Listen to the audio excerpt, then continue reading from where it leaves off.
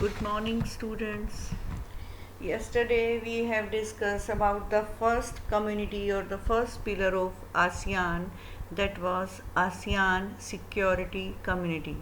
Now we will discuss second group of ASEAN to achieve more objective, that is ASEAN Economic Community. As it's clear from its name that this community was formed for the acceleration of economy of these 10 countries. They wanted that the economy of these countries should grow very fast, and for this they have created free trade areas, that was known as FTAs. Free trade areas doesn't mean that everything they will get in free. No, just joking. Free trade areas means where the rules of export and import are loosened and the markets are open for the industrialists or the producers of other countries. So this was FTAs.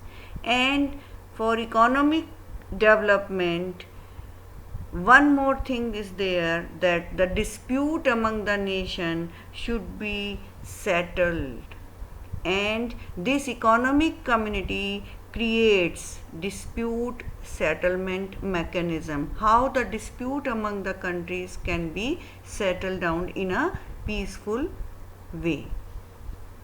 One more work of this community is to give aid to those countries, those who are most backward, to help those countries socially also and economically also.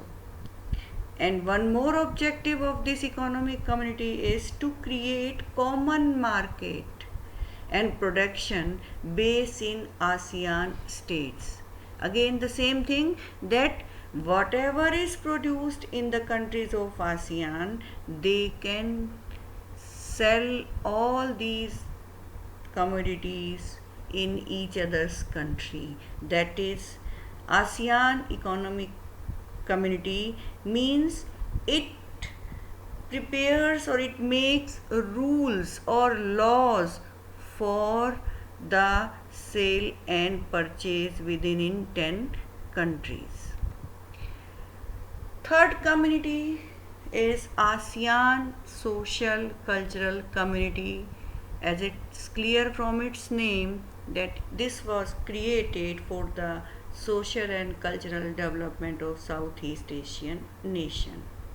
This ASEAN has set some goals, and that was known as Vision 2020. What was this Vision 2020?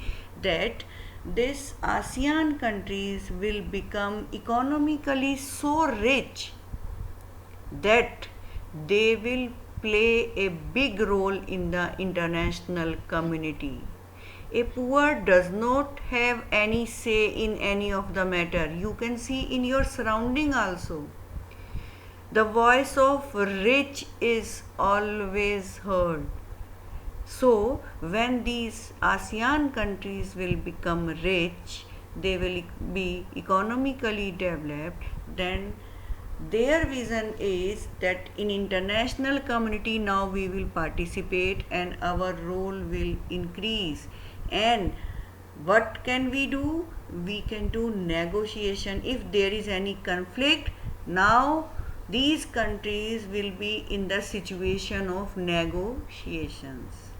For example, these ASEAN countries have mediated in the end of Cambodian conflict, in the end of East Timor crisis. So this was Vision 2020, and students, you must know that all these 10 countries, they meet annually. So ASEAN meets annually. Now India, what type of relation India wants with ASEAN? As I have told you that ASEAN is growing economically and India is also on the way of economic development. India and China both are interested to have trade relations with these ASEAN countries. During the Cold War period, India did not pay any attention towards these ASEAN countries. But now, because economically now ASEAN countries are developing, now India wants to sign FTA with ASEAN.